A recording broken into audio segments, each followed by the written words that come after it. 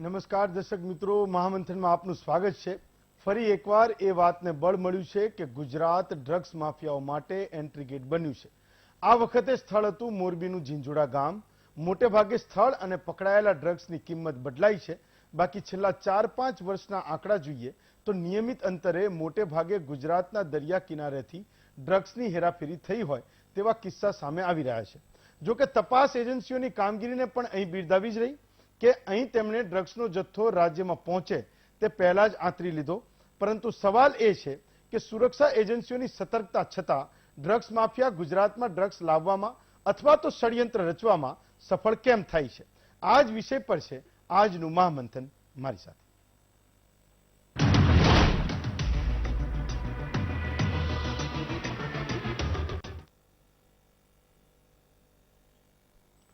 Drugs વારાફરતી અહીંયા આપણે ત્યાં ગુજરાતમાં જે રીતે પકડાઈ રહ્યું છે એમાં એક પ્રકરણ નવું ઉમેરાયું મોરબીનું।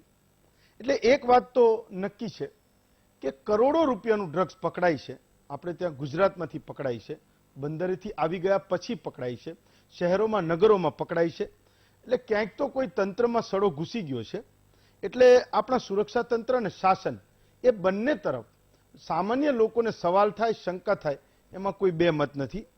આપણે ત્યાં નોનવેજ માટે હમણાં એક ઝુંબેશ ચાલી કે ભાઈ લારીઓ નહીં રાખવી જોઈએ, નોનવેજ વાળા જાહેર રસ્તા પર જે વેચે છે એને હટાવી લેવા જોઈએ।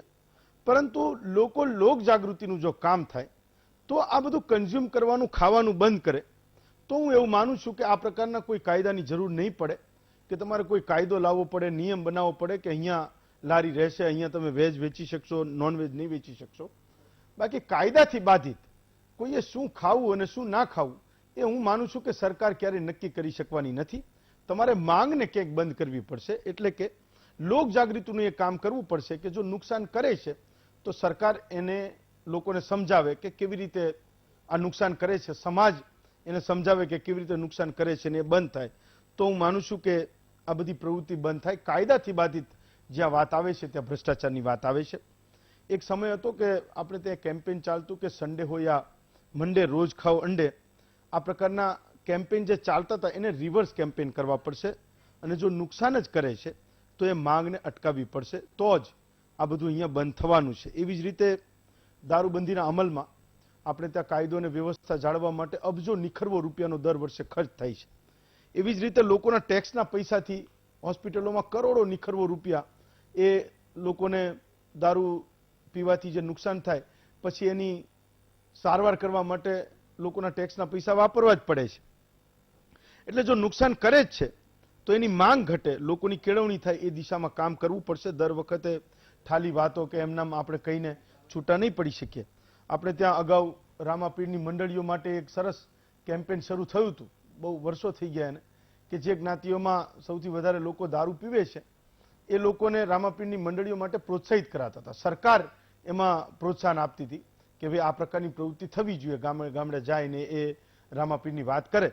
તો એમાં શરત એ હતી કે જે કોઈએ રામાપીરની આ મંડળીમાં જોડાવવું એને દારૂ છે એ બંધ કરવો પડશે। મૂળ કારણ એ હતું કે આ પ્રકારની મંડળી શરૂ થાય અને મેક્સિમમ લોકો એમાં જોડાય, જે લોકો આ દારૂ પીવે છે એ જોડાય તો એને બંધ કરવો પડે। લોકો ધર્મના કારણે એ માનતા પણ હતા, પણ જેમ જેમ જેમ જેમ સમય ગયો એમ માત્ર ને માત્ર ધાર્મિક, આધ્યાત્મિક અને મનોરંજન પૂરતી એ વાત આપણે ત્યાં સીમિત રહી, પ્રવૃત્તિ ચાલુ રહી।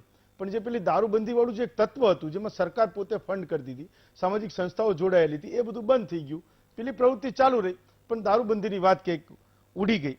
આપણે ત્યાં નશો એ હંમેશા કાયદાનો પ્રશ્ન નથી એવું બધા લોકો માને છે। કાયદો આવે એટલે એનો અમલનો પ્રશ્ન આવે, અને અમલની વાત આવે એટલે સરકાર અને શાસનની વાત આવે, સરકાર અને શાસનની વાત આવે ત્યાં ભ્રષ્ટાચારની વાત આવે છે, એમાં કોઈ નવાઈ નથી। પણ આ માટે એક સામાજિક સુધારણાનો ઉપક્રમ બનવો જોઈએ। તો જે કન્ઝ્યુમ કરે છે, જે લોકો લે છે, જે નશો કરે છે એ બંધ થાય તો તમે એને બંધ કરી શકશો। ભારતમાં ડ્રગ ઘુસાડીને એને ખોખલો કરવાનો વિચાર પડોશી દેશોના આપણા જે દુશ્મનો છે એનો હોય જ, એમાં કોઈ શંકાને સ્થાન નથી। પણ એની સાથે સાથે કેટલાક સવાલો એ પણ છે કે આપણા બંદરો છે, એરપોર્ટ છે, એનું જે રીતે ખાનગીકરણ થઈ રહ્યું છે તો એના પર સરકારનો કેટલો હોલ્ડ રહેશે એ પણ સૌથી મોટો મુદ્દો છે। એટલે માંગ છે તો સપ્લાય કરનારા લોકો તો છે જ, તો એ પ્રકારની વ્યવસ્થા ગોઠવવી પડશે। સરકારે સીધી એન્ટ્રી એવી આવી સ્ટ્રેટેજિક લોકેશન પર કરવી પડશે કે ત્યાં બીજું કોઈ ન હોય, માત્ર સરકાર છે. આપણે ત્યાં તમાકુ બંધ કરાવવા માટે કરોડોના કેમ્પેન થયા, આજે પણ થાય છે, પરંતુ તમાકુની ખેતી બંધ કરવી જોઈએ. એક બાજુ તો એવડા મોટા કરોડોના કેમ્પેન થાય છે, સરકારો બધી મસ્ત મોટી જાહેર ખબરો આપે છે.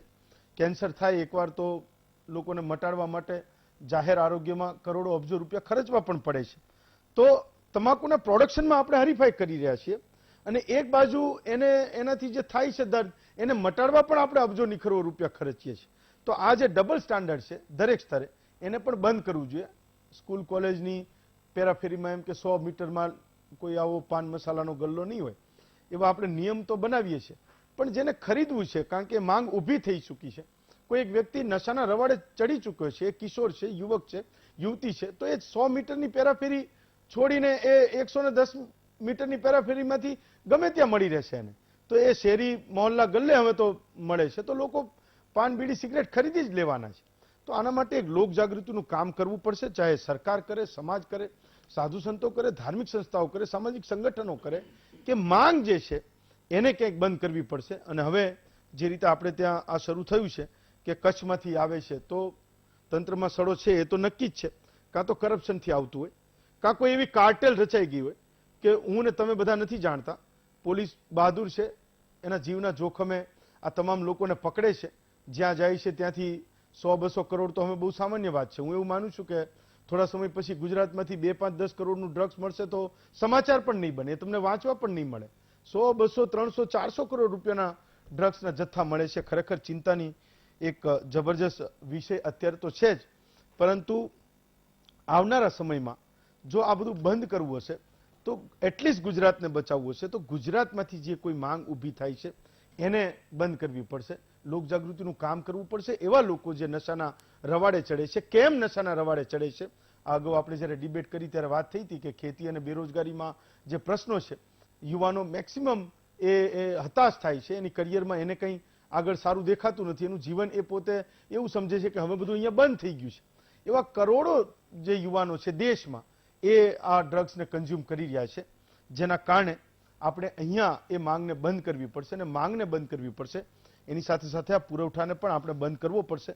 તો આજનો સવાલ એ છે કે ડ્રગ્સની હેરાફેરી માટે ગુજરાત સોફ્ટ ટાર્ગેટ તો નથી ને, કે આપણે જ અહીંયા એટલું બધું કન્ઝ્યુમ નથી કરતા ને કે આ બધું જેટલું આવે છે બધું આપણા માટે આવે છે, બીજા રાજ્યો માટે તો ઠીક છે. તો આપણી સાથે આજ 5 મહાનુભાવો છે. દીપક જોશી છે, ભાજપના નેતા છે. અમિત નાયક છે, કોંગ્રેસના નેતા છે. આશીષભાઈ માધુ છે, રક્ષા વિશેષજ્ઞ છે. ડોક્ટર હરિ દેસાઈ છે, રાજકીય વિશ્લેષક છે. અને સીપી દલાલ સાહેબ છે, નિવૃત્ત ડીવાયએસપી છે. માધુ સાહેબ, સૌથી પહેલો સવાલ તમને કરું છું કે ઘણા બધા કિસ્સામાં આપણે એ તો જોયું કે 6 પ્રકારની જે ડિફેન્સ લાઇન છે આપણી, એ ભેદીને પહોંચી જ જાય છે છેવટે ગુજરાતમાં.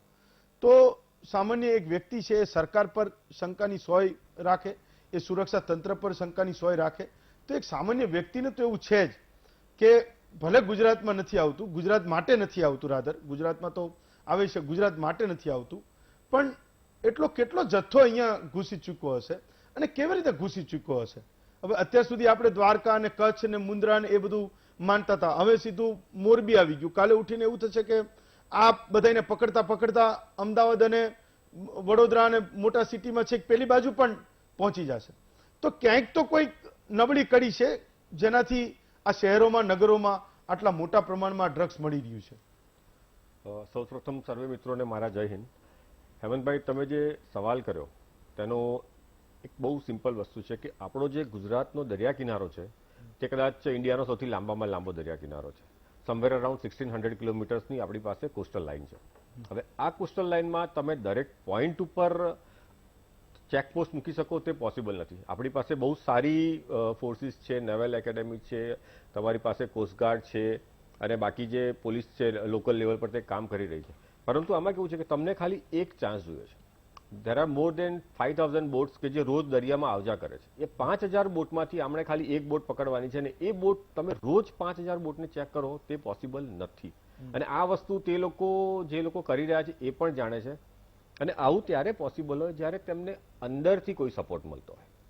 જ્યાં સુધી હું કોઈને મારા ઘરમાં નહીં આવવા દઉં ને કોઈ મારા ઘરમાં નહીં ઘૂસી શકે. આ વસ્તુ આપણે સમજવાની બહુ જરૂરી છે. હું કોઈ કાસ્ટ કે કોમ્યુનિટી પર કોમેન્ટ નથી મારી રહ્યો, પણ તમે જુઓ કે છેલ્લા 4-5 વર્ષમાં જેટલા બી રૂપિયાનો, હમણાં હું તમારી હેડલાઇન વાંચી રહ્યો હતો કે સમવેર અરાઉન્ડ 11,000 કરોડ કે 12,000 કરોડનો ડ્રગ્સનો જથ્થો છેલ્લા 5-7 વર્ષમાં ઇન્ડિયામાં ઘૂસ્યો છે, અને આપણા ગુજરાત કોસ્ટલાઇનમાં લગભગ કંઈક 3,000-4,000 કરોડનો જથ્થો ઘૂસ્યો છે, જેમાં 3,000 તો હમણાં થોડા દિવસ પહેલા જ મુન્દ્રા પોર્ટમાં પકડાવેલું હતું. એટલે આ વસ્તુ ત્યારે જ પોસિબલ છે જ્યારે તમને અંદરથી એક સપોર્ટ મળે છે, કોઈ એક તમને ગાઈડ કરી રહ્યું છે કે ભાઈ તમે આ રીતે આવો તો તમારું કામ થશે.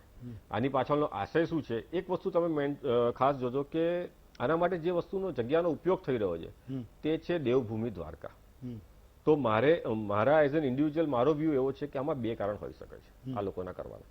કોઈક એવી વ્યક્તિ છે કે જે કદાચ આ દેવભૂમિને બદનામ કરવાની કે એને પાપમાં નાખવાની કોશિશ કરી રહ્યું છે, અને બીજી વસ્તુ કે આ પર્ટિક્યુલર એરિયામાં એક રીતે ધીરે ધીરે ધીરે કરીને એક જાતનું એન્ક્રોચમેન્ટ થાય છે, અને પછી આખી કોસ્ટલાઇન પોતાના કંટ્રોલમાં, જેમ કહેવાતું કે બોમ્બેમાં આવી રીતે ગેંગો કામ કરે છે, એવી રીતે કદાચ આખી ગુજરાતની કોસ્ટલ લાઇન પર એક સિસ્ટમેટિકલી એ લોકો પોતાનું કોશિશ કરી રહ્યા છે કે પોતાનું સામ્રાજ્ય જ આવે. અને આપણી પાસે બહુ સારી એવી ચેક પોઈન્ટ્સ છે, પણ દરેક જગ્યાએ ચેક કરવું ખબર નથી. જેટલી વસ્તુ એ લોકોને ખબર છે કદાચ આપણને નથી ખબર. અને આના માટે બીજી વસ્તુ છે કે નવલ બેઝ છે કે કોસ્ટગાર્ડ છે, એમની બોટ બહુ જ મોટી હોય છે. તમારે નાની નાના જે છોટા છોટા તમારા દરિયાકાંઠાઓ છે ત્યાં ગાડી એ ના જઈ શકે, એ મેઇન વોટરમાં આવી શકે છે, પણ નાની નાની જગ્યાએ જો તમારે ચેક કરવું હોય તો તમારે તમારા જે આખી ફ્લીટ છે, નેવલ ફ્લીટ છે, કોસ્ટગાર્ડ ફ્લીટ છે કે લોકલ પોલીસની જે તમારી ટુકડીઓ છે તેને અપગ્રેડ કરવી ખૂબ જરૂર છે. જ્યાં સુધી આ નહીં થાય ત્યાં સુધી કદાચ આટલું બધું લેવલે ખૂબ જ સરાહનીય કામગીરી કરી છે, પણ એકદમ જેને તમે કહો છો કે ભાઈ બંધ થઈ શકે અથવા તો કંટ્રોલમાં આવી જાય કે હાર્ડલી 1-2% કેસીસ આવે ને 90% 99% ના આવે, થોડુંક અત્યારે અઘરું લાગે છે.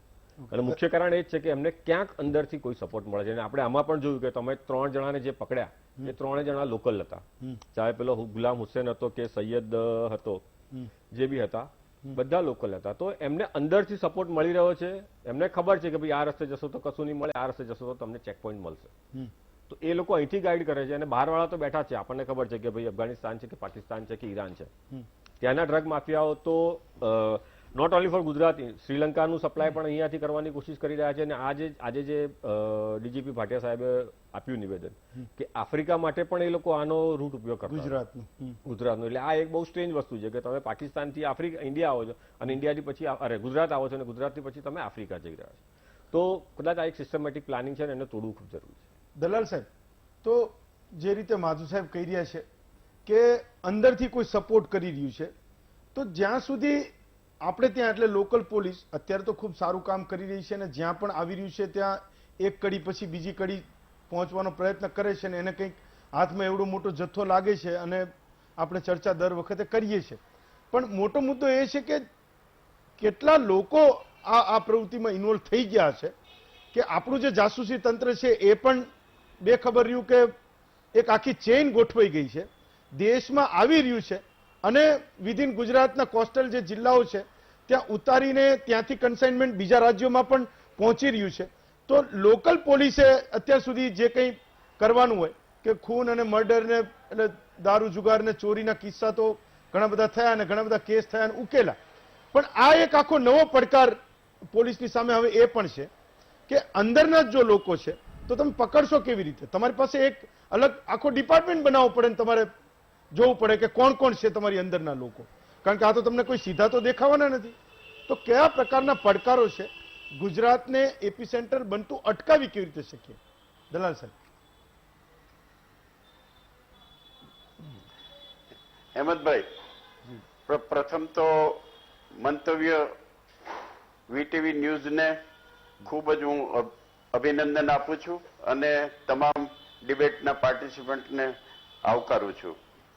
આપે જે વાત કરી એને આ ડ્રગ માફિયાઓનું નેટવર્ક છે એને કોઈ પણ દેશ અને ખાસ કરીને ભારતને 3 વિભાગમાં વેચવું પડે. એક તો સેન્ટ્રલ લેવલ, એક રાજ્ય કક્ષાની એટીએસ અને લોકલ પોલીસ. જે એનસીબી છે, નાર્કોટિક્સ ક્રાઇમ બ્યુરો, જે નાર્કોટિક્સ કંટ્રોલ બ્યુરો છે એ આખા દેશ લેવલનું આના ઉપર કંટ્રોલિંગ કરે છે, અને દરેક રાજ્યની અંદર એટીએસ છે અને લોકલ સ્થાનિક પોલીસ છે. હવે એક તો વાત શક્ય છે, આ બધું ખુલ્લું આજ ગુજરાતના ડીજીપી સાહેબે પણ પ્રેસ કોન્ફરન્સમાં કહ્યું કે દુબઈની અંદર આ કાવતરું ઘડાય છે અને પાકિસ્તાન અને અન્ય દેશોમાંથી આ નાર્કોટિક્સ અહીંયા આવ્યું. મેઇન વાત એક જ છે કે પેડલર અને સ્લીપર સેલ જે મેઇન આંકડાઓને આપણે તાત્કાલિક કાયદાકીય રીતે કંઈ કરી શકીએ એવી કોઈ કાયદાની સીધી જોગવાઈ નથી. પણ જે ભારતની અંદર સ્લીપર સેલ છે અને પેડલર છે એને અટકાવવા માટે 3 વિભાગ પાડવા જોઈએ. એક નાર્કોટિક કંટ્રોલ બ્યુરો, રાજ્યોનું એટીએસ અને લોકલ પોલીસ. હવે લોકલ પોલીસને આપે જ કહ્યું એમ મર્યાદા છે, એની પાસે વેરાયટી ઓફ વર્ક્સ છે, એ આના ઉપર ટોટલી કોન્સન્ટ્રેટ કરી ન શકે. પણ લોકલ પોલીસની મદદ લઈને આ જે પેડલર છે એ તો સ્થાનિક જ છે. જેમ અત્યારે જોયું કે આ સલાયાના છે, માંડવીના છે, મોરબીમાં છે, એ બધા સ્થાનિક માણસોની એક બહુ લિમિટેશન છે. હજી આ વાત એટલી બધી ફેલાણી નથી. એટલે જો સ્થાનિક પોલીસ નું તંત્ર થોડુંક એલર્ટ બને અને રાજ્ય સરકાર અને કેન્દ્ર સરકાર પાસે અત્યારે એટલા બધા કોમ્યુનિકેશનના ગેજેટ્સ, સારામાં સારા કોમ્યુનિકેશનના ગેજેટ છે, એના દ્વારા જો આ માફિયાઓની ગેંગને માહિતી મળે તો હજી પણ વધારે સફળતા મળે. બીજું, આપણે માનીએ છીએ કે આનો ડ્રગ્સનો ઉપયોગ છે એ માત્ર આદત માટે કે લોકોને પાયમાલ કરવા માટે થાય છે, એમાં કોઈ બે મત નથી. પણ સાથે સાથે એ પણ સમજવાની જરૂર છે કે એવી ઘણી બધી મેડિસિન્સ છે, એવા ઘણા બધા ઉદ્યોગો છે, એમાં પણ થોડા ઘણા અંશે આ ડ્રગ્સનો ઉપયોગ થાય છે. એટલે એના ઉપર પણ દરેક એજન્સીએ, સેન્ટ્રલની, રાજ્યની, એને વોચ રાખવાની જરૂર છે કે આ ક્યાંથી આવે છે. બાકી શાળાઓ, કોલેજોની આજુબાજુ જે લોકલ પેડલર છે, લોકલ જે આને માટેના માણસો કામ કરે છે, એના ઉપર તો પોલીસ સૌથી વધારે અસરકારક રહી શકે, કારણ કે એની પાસે એની વધારે માહિતી હોય. એટલે હવે સ્થાનિક પોલીસે અને રાજ્ય સરકારે એકબીજાના સંયોજનથી રાજ્ય સરકારની ગાઈડલાઈન મુજબ અને નાર્કોટિક કંટ્રોલ બ્યુરોની ગાઈડલાઈન મુજબ આ નેટવર્કને તોડવા માટે સ્થાનિક પોલીસે વધારે વિજિલન્ટ થવું પડે. બાકી મરીન પોલીસ છે એ બધા પોતાની રીતે કામ કરે. પણ હમણાં ભાઈએ વાત કરી એમ હજારો ફિશિંગ બોટો દરિયાની અંદર જાય છે, ફિશિંગ માટે જાય છે, એમાં એને ટોટલી ચેક કરવું અશક્ય જ છે.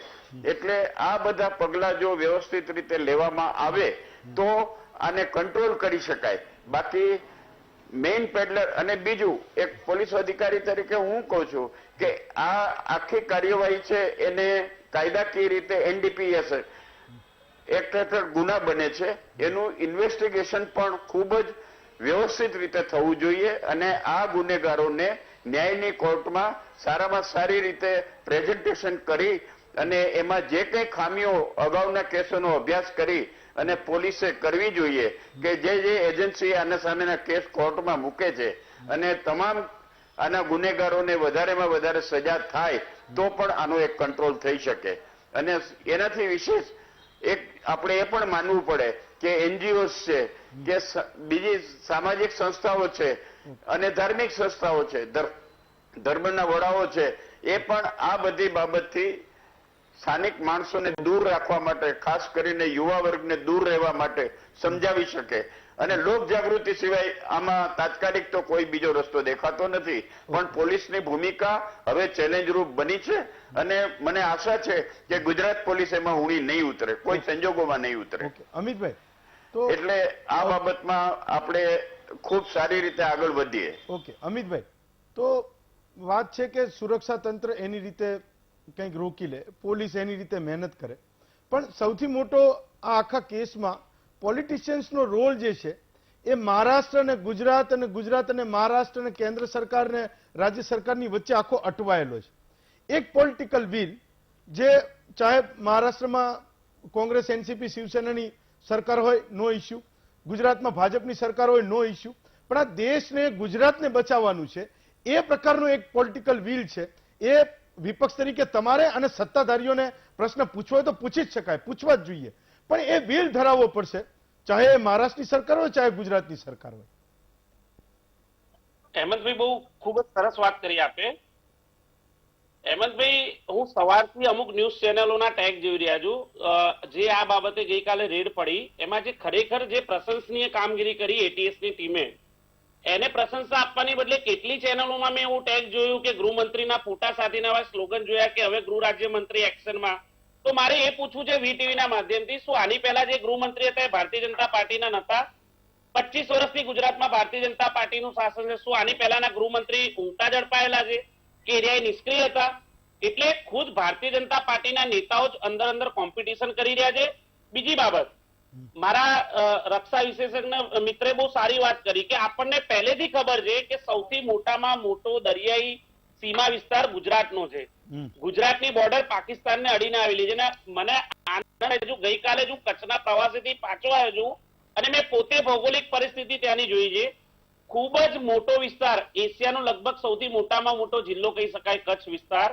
જે કચ્છ અને સૌરાષ્ટ્રના દરિયાકાંઠા છે એની જે મેં પરિસ્થિતિ જોઈ છે હેમંતભાઈ, હું અનબિલીવેટ. અત્યારે મારા રક્ષા મિત્રએ કીધું છે કે દરેક જગ્યાએ તમે ચેક કોઈ પોસિબલ જ નથી, એમની વાત સાથે હું સમજ છું.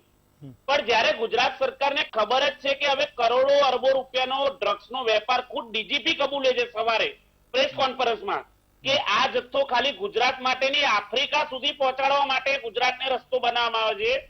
તો મારે ગુજરાત સરકારને સવાલ કરવો છે, મારે ગુજરાત સરકારને પૂછવું છે કે ભૂતકાળમાં વીરપ્પન જેવા ચંદનચોર દાનચોરને પકડવા માટે જો તમિલનાડુની સરકાર અલગ ટાસ્ક ફોર્સ બનાવી શકતી હોય, ટાસ્ક ફોર્સ બનાવી હતી તમિલનાડુની સરકારે, વીરપ્પને એક સ્ટેટથી બીજા સ્ટેટની બોર્ડરમાં ત્યાંની સરકારની આંખમાં ધૂળ નાખતો હતો, પોલીસને ચકમો આપીને દાણચોરી વર્ષો સુધી કરતો હતો. એને પકડવા માટે અલગ સારા સિલેક્ટેડ અધિકારીઓની ટાસ્ક ફોર્સ બનાવીને વીરપ્પન જેવા દાણચોરને પણ એન્કાઉન્ટર કરીને મારીને આજે વીરપ્પનની જે કરોડો રૂપિયાની દાણચોરી હતી સરકારે નુકસાન કરતો હતો એને કંટ્રોલ કરતી હતી. મહારાષ્ટ્રમાં સિલેક્ટેડ પોલીસ અધિકારીઓને સિલેક્ટ કરીને અલગ ફોર્સ બનાવવામાં આવી છે જે સ્થાનિક ઉગ્રવાદીઓ છે એની સામે સામનો કરવા માટે. આપણી સામે બહુ જ ગંભીર પરિસ્થિતિ છે. ગુજરાતના યુવાધનનું ભાવિ અંધકારમય ના થાય બહુ મોટો મુદ્દો છે હેમંતભાઈ, અને આપણે અભિનંદન આપું છું વીટીવીના માધ્યમને કે આવા મુદ્દા પર આપણે ડિબેટ રાખી છે. ઉડતા પંજાબ તો આપણે સાંભળીશું, આપણે ઉડતા ગુજરાત બનવાની રાહ જોઈ રહ્યા છીએ. ગુજરાતના યુવાધનને આપણે એમનું ભવિષ્ય અંધકારમય થાય એની રાહ જોઈ રહ્યા છે. પોતાની વાહવાહી લૂંટવા કરતા ગુજરાત સરકારે તાત્કાલિક આ દરિયાઈ કિનારા પર અલગ ટાસ્ક ફોર્સ, એક મારું સૂચન છે વિપક્ષ તરીકે, હું ખાલી આક્ષેપ કરું કે ગુજરાત સરકારને કોસું કે એમના ભાજપા સરકારના સત્તામાં બેઠેલા લોકોને કોસું તો કદાચ એ યોગ્ય વાત ના કહે, પણ હું એક સૂચન કરું છું વિપક્ષ તરીકે કે જો અલગ અલગ રાજ્યોમાં આવા મુદ્દા પર અલગ અલગ ટાસ્ક ફોર્સ બનતી હોય, કરોડો અરબો રૂપિયાનું ડ્રગ્સ આપણી નજર સામે દર ત્રીજા દિવસે હવે હેડલાઇન બની ગઈ છે કે ગુજરાતમાં કરોડો, ફલાણા કરોડનું ડ્રગ્સ પકડાયું, ફલાણા કરોડનું હેરોઇન પકડાયું. હવે આપણી સામે આ પેચીદો પ્રશ્ન બની ગયો છે તો હજુ પણ કોની રાહ જોઈ રહ્યા છે? શું આપણે મુદ્દા ભટકાઈ રહ્યા છે કે આ ગઈકાલે ગુજરાતમાં ડ્રગ્સ પકડાયું તો આજે ઈંડા લારીઓની બંધ કરવા માટેની કોર્પોરેશનની કામગીરીને આપણે મીડિયામાં હાઇલાઇટ કરીએ કે સ્થાનિક જે ભેળપુરી કે પાણીપુરી ચલાવતા રેકડીવાળા છે એના માટેના નિયમો. આ એક સોચી સમજી સાજિશ છે. જ્યારે કોઈ ગુજરાત જેવું શિક્ષિત વિકસિત રાજ્ય એમાં કોઈ આવો મુદ્દો આવતો હોય તો આવા મુદ્દાઓ ધ્યાન ભટકાવવાના ના હોય, લોકોને ગુમરાહ કરવાના ના હોય. આવા મુદ્દા પર વીટીવીની જેમ હેલ્ધી ચર્ચા થવી જોઈએ, એના માટેના સૂચનો મેળવવા જોઈએ. અને જે વર્ષોથી જે આવા જે ગુનાહિત પ્રવૃત્તિ થાય છે એનડીપીસી એક્ટમાં એને કલમો બલમો છે, હમણાં ભારતીય જનતા પાર્ટીના પ્રવક્તા છે, પોતે વકીલ પણ છે, બધા એક્ટ સાથે સમજાવશે, આપણને બધા સૂચન પણ કરશે, સેક્શન પણ સમજાવશે. હું એમાં નથી પડવા માંગતો. મારો પ્રશ્ન એ છે કે ગુજરાતમાં જે દરિયાઈ સીમા છે એમાં કેટલા એવા પોર્ટ છે જેનું સંચાલન પ્રાઇવેટ કંપનીઓને આપવામાં આવ્યું છે, અદાણી જેવી. ભાઈ તમને ખબર છે, તમારા સામે પ્રાણ પ્રશ્ન છે, તમારા ગુજરાતમાં દરિયાઈ માર્ગે ડ્રગ્સ ઘુસાડવામાં આવી રહ્યું છે, શું કરવા આવી પ્રાઇવેટ કંપનીઓને સંચાલન સોંપો છો? કેટલી એવી સંસ્થાઓ હોય છે, કેટલી એવી સરકારી એસેટ્સ છે જેને નફાખોરી માટે નહીં પણ સુરક્ષાના માટે, સેવાના માટે સરકારે એનું સંચાલન કરવું જરૂરી છે. અને હવે આ મુદ્દા પરથી એવું સાબિત થઈ રહ્યું છે કે જે બી દરિયાઈ વિસ્તારમાં જે પોર્ટ વગેરે પ્રાઇવેટ કંપનીઓને આપવામાં આવ્યા છે, તાત્કાલિક ધોરણે સરકારે આવા પોર્ટનું સંચાલન પોતાના હસ્તક લેવું જોઈએ. આ બહુ ગંભીર બાબત છે હેમંતભાઈ. હું વીટીવીના માધ્યમથી બહુ ગંભીરતાથી કહેવા માંગુ છું કે મુન્દ્રા જેવા અદાણી પોર્ટને જે એનું અદાણી જેવી કંપનીઓને મુન્દ્રા પોર્ટનું સંચાલન કરવા આપ્યું છે અને કરોડો રૂપિયાનું ડ્રગ્સ હમણાં હાલમાં જ પકડાયું એના પોર્ટ પરથી, એની કોઈ કાર્યવાહી નથી થતી. અને કંગના રાણાવતને પદ્મશ્રીનો એવોર્ડ આપવામાં સરકાર વ્યસ્ત છે. આ કઈ પ્રકારની સરકાર છે? ઓકે શું હજુ પણ સરકાર આ બાબતે આખાડા કાન કરશે ઓકે કે 100 વર્ષ જૂનું અયોધ્યામાં કોઈ મૂર્તિ આવશે એને મીડિયામાં હાઇલાઇટ કરશે કે ઓકે, પછી અમિતભાઈ, સરકાર fine. ઈંડાની લારીઓ કે પછી પેલા પાન મસાલાની તમારો મુદ્દો લારીઓ સમજાઈ કે ગયો, પેલા fine. પકોડી વાળાની લારીઓ, જે ગરીબ માણસ 2 ટંકની રોજીરોટી ખાય છે, એવા મુદ્દાને હાઇલાઇટ કરીને લોકોનું ધ્યાન ભટકાવશે. ઓકે આ ગમે તેટલું ધ્યાન ભટકાવવામાં આવે પણ ગુજરાતનો દરેક નાગરિક જે ભારતીય જનતા પાર્ટીને મત આપે છે, જેના ઘરમાં યુવાનો છે, એ ચોક્કસ અત્યારે વિચારતો હશે કે ગુજરાતમાં એનું બાળક સુરક્ષિત નથી, ઓકે એના પોતાના ઘરનો યુવાન ગુજરાતમાં સુરક્ષિત નથી, એવી પરિસ્થિતિ આવીને. અને ઓકે. જે 5 વર્ષ પહેલા પંજાબની પરિસ્થિતિ હતી, ઉડતા ચાલો. પંજાબ, આજે મને સ્પષ્ટ દેખાઈ રહ્યું છે કે ગુજરાતની એવી પરિસ્થિતિ બની રહી છે. ઓકે આ બાબતે આપણે fine. ગંભીરતાથી દીપકભાઈ, વિચારવું પડશે મને. તો આ બધી માથાકૂટ વચ્ચે એ તો છે જ કે પોર્ટનું તમે પ્રાઇવેટાઇઝેશન કરો એટલે અથવા કરી નાખ્યું તો હવે એક વિચારવાનો સમય છે કે સરકારનો કંટ્રોલ કેટલો રહે છે. એના સિવાય આ બધી પ્રવૃત્તિઓને રોકવા માટે એક આરોપ એ પણ લાગી રહ્યો છે કે મરીન પોલીસ છે, તમે કોસ્ટલ ગાર્ડની પોલીસ ચોકી બનાવી, કોસ્ટલ પોલીસ ચોકી બનાવી. એક રિપોર્ટ હમણાં એવો છપાયો કે ભાઈ બોટ આપી સરકારે, પણ ઈંધણના જે પૈસા છે, ડીઝલના પૈસા છે, એ રાજ્ય સરકારે એને મેનેજ કરવાનું છે, એ પણ નથી થતું. કોસ્ટલ પોલીસ ચોકી ઉપર તમે જે માણસો જોઈએ એટલે જે મેન પાવર જોઈએ એ પણ નથી લગાડી શકતા. અને એ બધાના પરિણામે આપણે હવે સમાચારમાં ડ્રગ્સમાં ક્યારેય કોઈ વિચાર પણ ના કર્યો હોય કે દ્વારકા અને કચ્છ અને મોરબી સુધીની વાત આપણે અહીંયા લઈ આવ્યા છીએ. તો એક એવું પગલું જે જબરજસ્ત ઠોસ હોય કે આ પગલું લીધું અને એને આ અટકાવવા માટે આ જે છે એક્શન એ અમારું થયું. એ ક્યારે થશે? જે કઈ ત્રુટિ છે એ ક્યારે પૂરી કરશે સરકાર? અમિતભાઈ, આજે જે ડિબેટ છે એની અંદર પહેલા તો હું એવું કહીશ કે આમાં કોઈ પોલિટિક્સનું ન હોય, કારણ કે દેશનો જ્યારે સવાલ ઊભો થતો હોય અને દેશનું યુવાધનનો જ્યારે સવાલ ઊભો થતો હોય ત્યારે પોલિટિક્સ ન હોય, પણ એક સજેશન્સ અને સૂચનો હોય અને એ પ્રમાણે પણ કરે ને સરકાર પોતાની ફરજ અને જવાબદારીથી કામ કરતી હોય છે. એન્ટ્રી પોઈન્ટ્સ 2 હોય છે આના, એક દરિયાઈ કિનારો અને એક હવાઈ માર્ગ, 2 વસ્તુ છે. અમિતભાઈએ જે જોરથી કીધું કે પ્રાઇવેટ પાર્ટીઝને આપી દીધા છે અને એમાં છે, પણ જ્યારે સિક્યુરિટીનો સવાલ આવતો હોય, આ સિક્યુરિટીનો સવાલ છે, ત્યારે તો સરકારના પાસે જ કંટ્રોલ છે પૂરેપૂરો. કદાચ અમિતભાઈને નહીં ખ્યાલ હોય, કારણ કે એરપોર્ટનું એડમિનિસ્ટ્રેશન જ્યારે એને આપવામાં આવતું હોય, પણ જ્યારે સિક્યુરિટીનો સવાલ આવતો હોય ત્યારે સેન્ટ્રલ આર્મ પોલીસ ફોર્સ છે એ કરતી હોય છે. જેવી જ રીતે માધુ સાહેબે જે વાતચીત કરી કે મરીન જે ગાર્ડ્સ છે, જે કોસ્ટલ, એ લોકોનું ત્યાં પણ પેટ્રોલિંગને થતું હોય છે. એટલે પ્રાઇવેટને આપવાથી કોઈ આ સિક્યુરિટીમાં એ ન થતું હોય. સવાલ ક્યાં છે કે ઇન્ટિગ્રિટીનો છે. મને દલાલ સાહેબની એક વાત ગમી અને બહુ સાચી વસ્તુ છે એમના સજેશન્સની અંદર, કારણ કે હું પોતે પણ મારું જે નેટિવ છે સલાયા છે, જામ સલાયા, અને ત્યાં એના દરેક એન્ટ્રી પોઈન્ટ્સ બધું મને ખ્યાલ છે. ખાસ કરીને શું છે કે દેવભૂમિ દ્વારકાની વાતચીત કરીએ અને સલાયાની વાતચીત કરીએ, મેજોરિટી જે જોવા જઈએ ને બોર્ડર કક્ષાની, અત્યારે ધારો કે ત્યાં વાઘેર કહે છે કોમ્યુનિટી, એ લોકો એ કોમ્યુનિટી વધારે છે દેવભૂમિ દ્વારકા અને સલાયા 2 જગ્યાએ. ત્યાં એજ્યુકેશનનું પ્રમાણ સાવ નીચું છે, હું તમને કહું ખરેખર. એટલે આ સોફ્ટ ટાર્ગેટ બને છે લોકો, કે ત્યાંના માણસોને કોઈને કરે એટલે માછીમારી કરવા જાય ત્યાં એને સોફ્ટ ટાર્ગેટ બનાવે. એજ્યુકેશન આપણે એ આપવાનું છે ખાસ, કે ત્યાં જે સોફ્ટ ટાર્ગેટ જે બને છે આનાથી જાનહાનિ કેટલી થાય છે.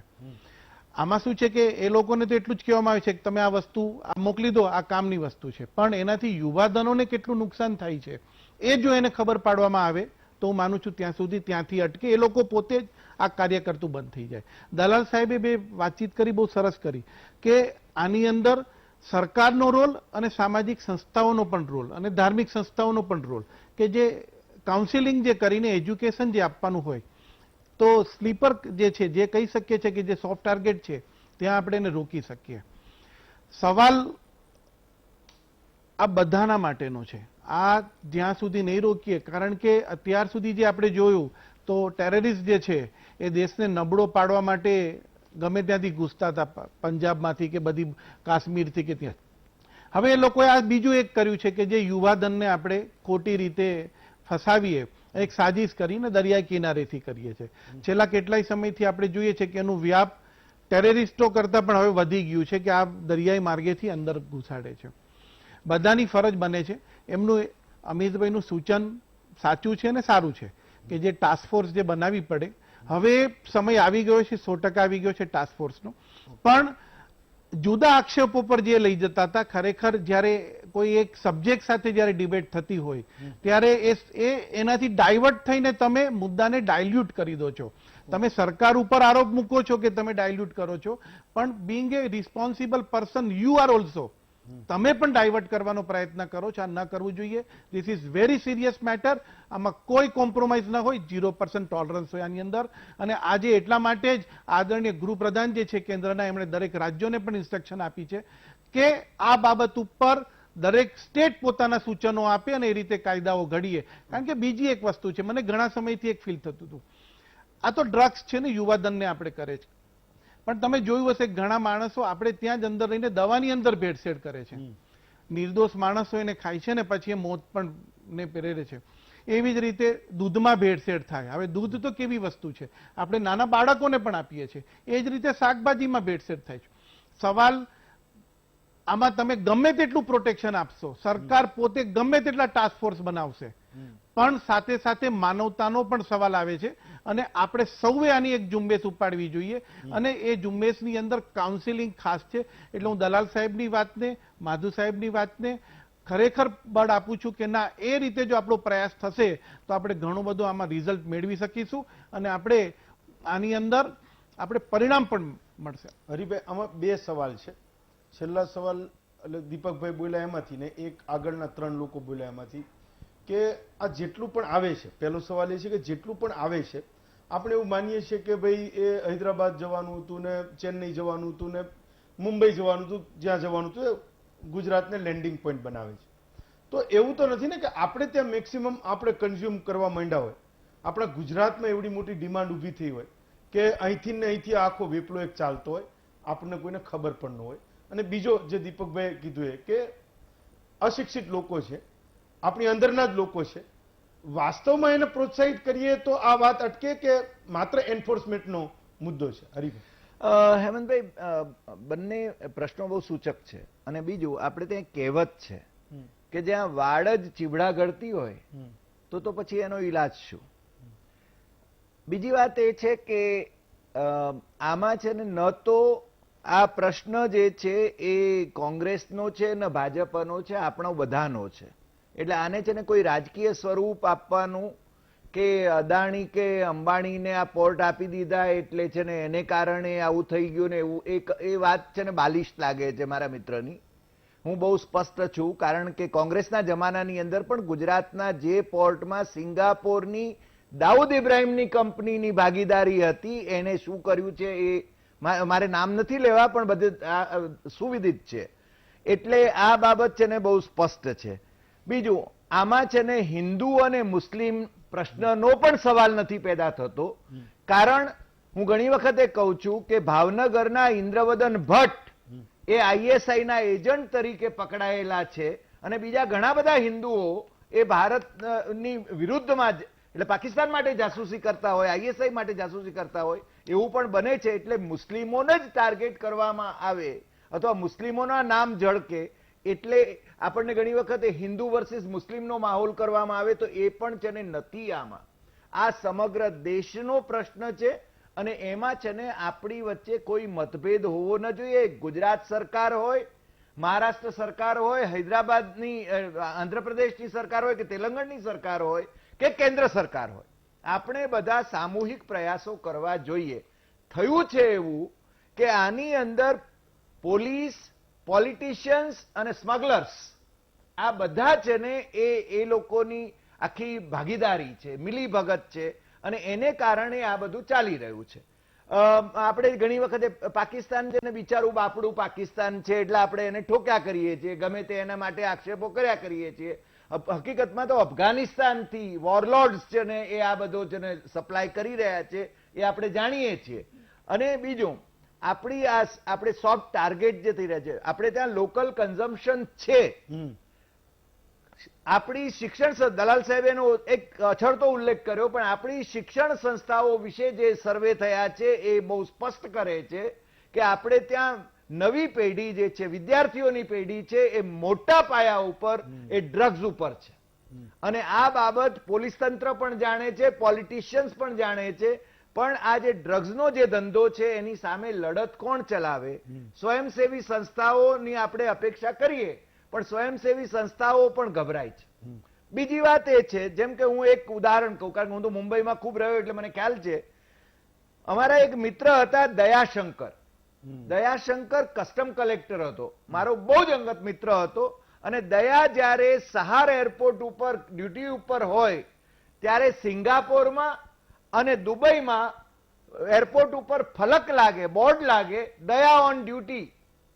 દયા સહાર એરપોર્ટ ઉપર ડ્યુટી ઉપર છે એવું છે ને એ બોર્ડ લાગે.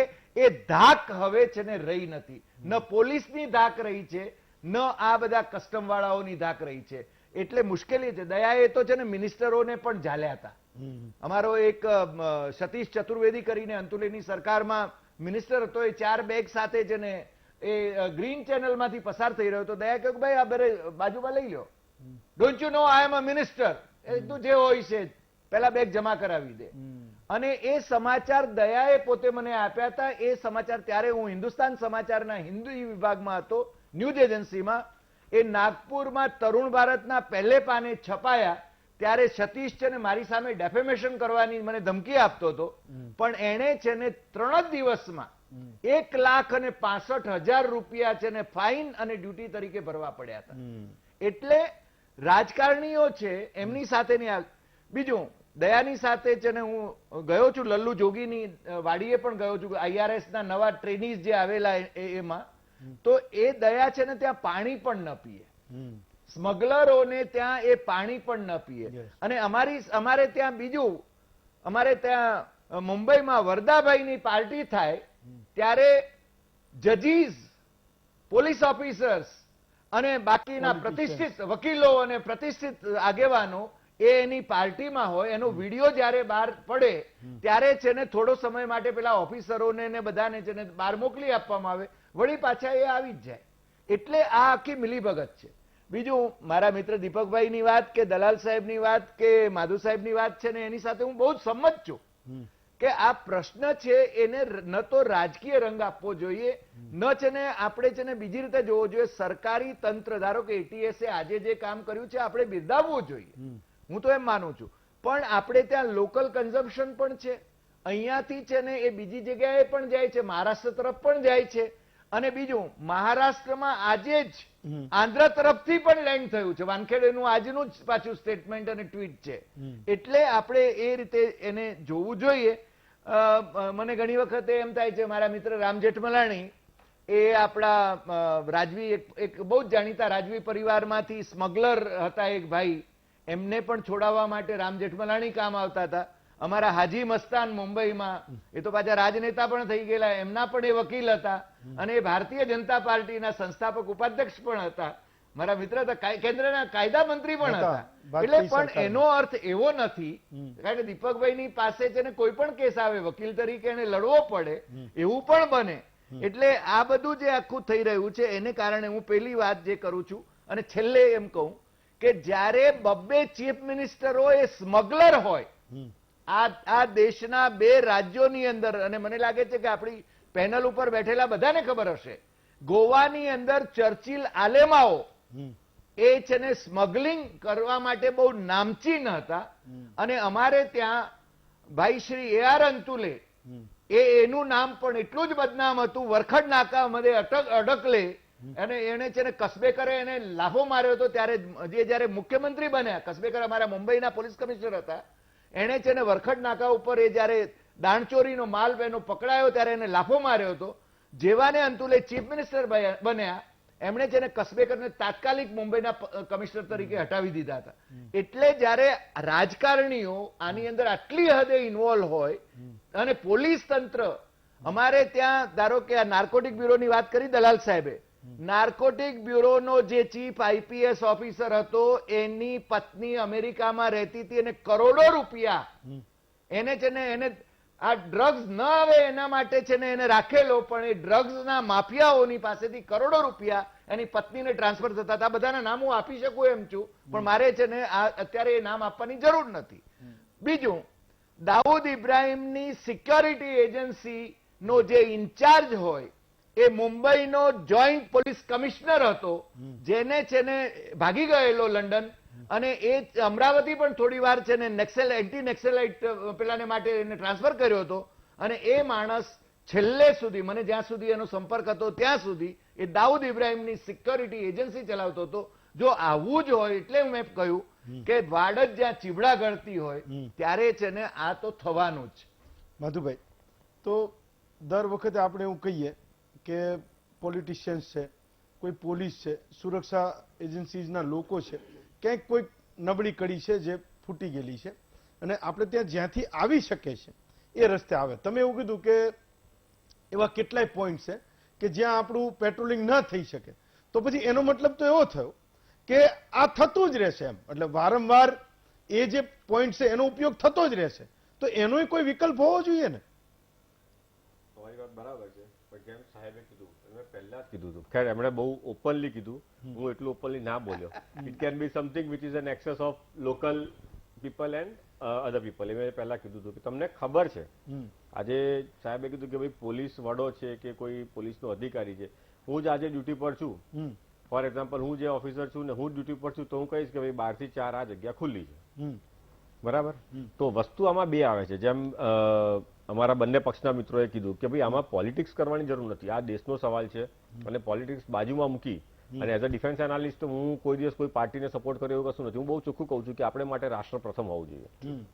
તો તમારે બે વસ્તુ આમાં કેળવવી પડે કે તમારા જેટલા પણ લોકો છે એનું જે મોરલ જે છે ને એ હંમેશા સ્ટ્રોંગ હોવું જોઈએ, બરાબર. માણસ ક્યારે તૂટે? બે વસ્તુમાં તૂટે. તમે ક્યાં તો એને પૈસાથી ખરીદો, ક્યાં તો એને ધાક ધમકીથી ખરીદો, અથવા તો એને કઈ ભેદ આપીને ખરીદો, બરાબર. ઘણા તમે જોયું હશે કે ભાઈ બ્લેકમેલ કર્યા છે, હની ટ્રેપિંગ કર્યું, આવા જે કેસીસ પકડાય છે એમાં હની ટ્રેપિંગ વધારે થતું હોય છે, અથવા તો મોનિટરી ઇસ્યુઝ વધારે હોય છે. મને કઈ તકલીફ છે, હું એક અધિકારી છું, મારે પૈસા જોઈએ છે, મને કોઈ પૈસા આપ્યા, સામે એને પોતાનું કામ કરાવ્યું, પણ જો મારું મોરલ સ્ટ્રોંગ હોય ને તો આ વસ્તુ ના થાય. તો આને રોકવાનો સૌથી પહેલો વસ્તુ એ છે કે જેટલી બી આપણી ફોર્સિસ છે, let it be police force or ATS or defence forces, ડિફેન્સ ફોર્સિસના મોરલમાં there is no doubt, it is the highest moral એ લોકો પાસે છે. અધરવાઇઝ બાકી લોકલમાં જે બી થતું હોય આપણે સૌ જાણતે છે, ઘણી વખત ટીવીમાં કે છાપામાં જોતા રહીએ છીએ, એ સૌથી પહેલા એનું મોરલ અપ કરવાનું. અને એનું કારણ શું છે? અગર મારો પગાર ઓછો છે, મહિને મને 5,000 રૂપિયા જ મળે છે, તો હું ક્યાંકથી લાલચમાં આવીશ, પણ જો મારો પગાર 25,000 છે અને મારી રિક્વાયરમેન્ટ ફૂલફિલ થઈ રહી છે, તો હું કદાચ નાના મોટા કામ માટે કે કોઈ પણ કામ માટે લાંચ લઈશ નહીં. તો પહેલું વસ્તુ આપણે આ કરવાની જરૂર છે કે ભાઈ તમે તમારા જે આની જે ચેકપોઇન્ટ્સ છે ને એ ચેકપોઇન્ટ સ્ટ્રોંગ કરો. બીજું, જેમ સરે કીધું કે ભાઈ એક માણસ આજે ડ્યુટી પર અહીં બોમ્બેમાં છે ને તો સિંગાપુર અને દુબઈમાં મેસેજ જાય છે, તમે પકડ્યા છે ને તો છોડો નહીં.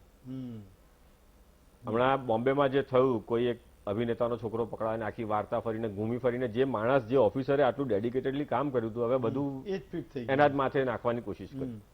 તો આ વસ્તુ ના હોવી જોઈએ. આજે તમારો કોઈ ડિપાર્ટમેન્ટનો માણસ દેશ માટે કરી રહ્યો છે ને તો department should stand with them કે ભાઈ તે સારું કામ કર્યું છે ને અમે તારી સાથે છીએ, કોઈ તમારો વાળ વાંકો નહીં કરે. પાર્ટીઓ આવશે ને જશે, આજે ભાજપ છે, કોંગ્રેસ છે, ગમે તે પાર્ટી છે, પણ તમે આજે ડિફેન્સમાં છો કે પોલીસમાં છો તો તમે ત્યાં જ રહેવાનું છે.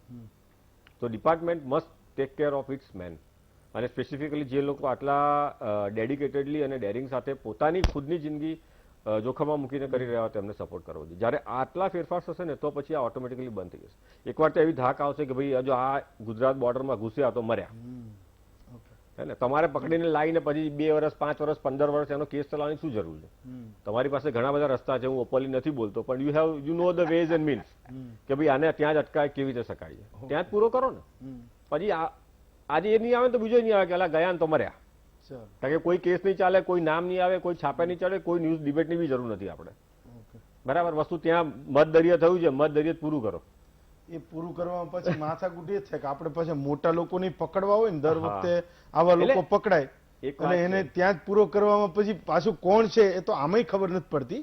પણ એક મુદ્દો તો છે કે એ પકડાય તો 5 લોકોના નામ આપણને ખબર પડે. તોડવું જરૂરી છે. યસ, એક બ્રેક લઈએ ને બ્રેક પછી પાછા ફરીશું. પરંતુ જ્યારે આપણે આ મોરબી એટલે મુન્દ્રા, કચ્છ અને દ્વારકા અને મોરબીની વાત કરીએ છીએ, એની વચ્ચે હમણાં જ એક સમાચાર આવ્યા કે મધ્યપ્રદેશના ભીંડમાં એક એના જે જિલ્લા પોલીસ વડા છે એણે એક એવું પાર્સલ પકડ્યું, એટલે પોલીસે પકડ્યું, 4 કિલો ગાંજો એમાં હતો અને એમેઝોન એટલે જે આ ઓનલાઈન એપ્લિકેશન છે એના થ્રુ એ ડિલિવર કરતા હતા. સુરતની કોઈ હર્બલ કંપની છે એનો મૂળ માલ હતો, એટલે પાર્સલ એનું હતું અને એની અંદર ગાંજો હતો. એ તપાસ પણ છેવટે સુરત આવી રહી છે. પણ હજુ આપણે ગુજરાતની આ વાત જ કરીએ છીએ ત્યારે એના જે અન્ય રાજ્યો સાથેના જે કનેક્શન છે આ બધી વસ્તુના, એ પણ ધીમે ધીમે આપણી સામે આવી રહ્યા છે. બ્રેક લઈએ, બ્રેક પછી આ ચર્ચાને શરૂ રાખીએ. બ્રેક પછી સ્વાગત છે આપનું મહામંથનમાં. દલાલ સાહેબ, એક છેલ્લો સવાલ તમને પૂછું છું, ટાઈમ ખૂબ ઓછો છે. માધુભાઈએ કીધું કે પોલીસનું મોરલ હાઈ હોય, સુરક્ષા એજન્સીઝનું મોરલ હાઈ હોય, એનો પગાર ઓછો હોય તો એ કામ કરશે. ક્યાંક ફૂટવાની તો વાત છે જ, કોઈક તો છે જ ઇન્વોલ્વ જેને આપણે પકડી નથી શકતા. તો એ મેટર કરે છે જ્યારે રાષ્ટ્રીય સુરક્ષાનો મુદ્દો આવે છે, જ્યારે દેશના હિતની વાત આવે છે, ત્યારે જે સુરક્ષા કરનારા લોકો છે આપણી વચ્ચે, છેક આપણી ઇન્ટરનેશનલ મેરીટાઈમ બોર્ડની જે આપણી બોર્ડર લાઈન છે જળસીમા, ત્યાંથી છેક આપણા પોલીસ સ્ટેશન સુધી, એ મુદ્દો મેટર કરે છે કે જ્યારે ડ્રગ્સની વાત છે, દેશ હિતની વાત છે, જ્યારે આપણા યુવાધનને બચાવવાની વાત છે, ત્યારે એ વ્યક્તિનો પગાર ઓછો છે એટલે એ પેલા ડ્રગ્સ માફિયા અને કાર્ટેલનો હિસ્સો બને.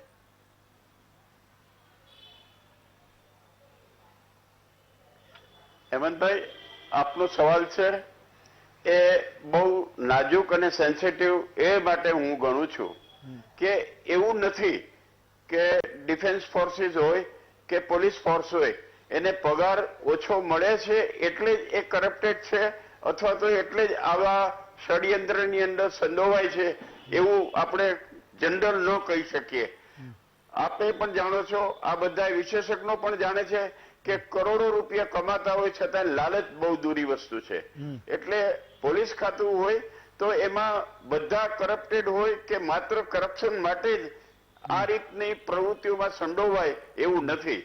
વાત એક જ છે કે મોરાલિટીની વાત છે અને મોરાલિટી છે એ જન્મજાત થોડી હોવી જોઈએ, તાલીમથી હોવી જોઈએ અને સમાજનું એક માળખું હોવું જોઈએ.